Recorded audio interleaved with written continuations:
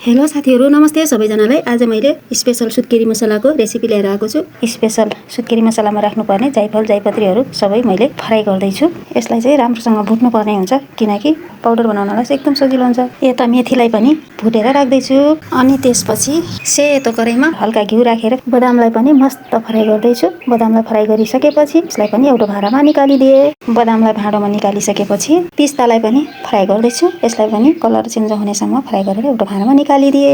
काजुलाई fry गरे है त। काजुलाई पनि राम्रोसँग ब्राउन हुनेसम्म फ्राई गरे। अनि त्यसपछि त्यसलाई पनि निकालिदिए एउटा भाँडामा। ओखरलाई पनि मैले राम्रोसँग फ्राई गरिदिए। फ्राई गरिसकेपछि अनि एउटा भाँडामा निकालिदिए। अनि यो चाहिँ गुद हो है। गुदलाई पनि मैले फ्राई गर्दै छु। राम्रोसँग फ्राई गरिसकेपछि एउटा भाँडामा निकालेर राख्दिने छु। अनि यो सेलाउन छोड्दिन्छु। अनि त्यसपछि छुरालाई पनि ब्राउन हुनेसम्म फ्राई गरेर राखिदिन्छु एउटा भाँडामा।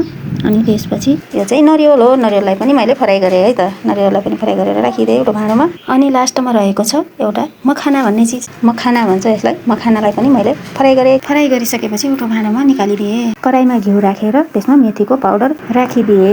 त्यसपछि यसलाई घिउमा राम्रोसँग मिक्स गरेर एकछिनसम्म पाक्न दिए। त्यसपछि जायफल जायपत्रीको पाउडरलाई पनि घिउमा राम्रोसँग पकाउनु पर्ने हुन्छ। अनि त्यसपछि पिसेर राखेको गुदलाई पनि यसैमा मिक्स गरेर घिउमा पकाउँदैछु।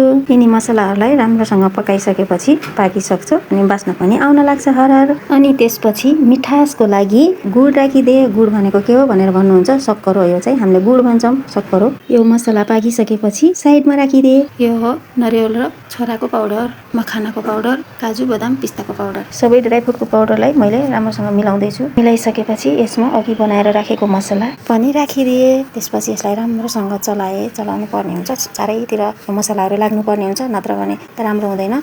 त्यही भएर हो। त्यसपछि यसलाई मिलाइसकेपछि दुईटा भाँडोमा राखे आधा आधा गरेर। कसैलाई घिउ मनपर्छ, कसैलाई पर्दैन। त्यही भएर मैले आधा पाउडरलाई धेरै घिउ राखेर फेरि फ्राई गर्दैछु। यसलाई चाहिँ घिउमै डुबाएरै राख्नुपर्ने हुन्छ।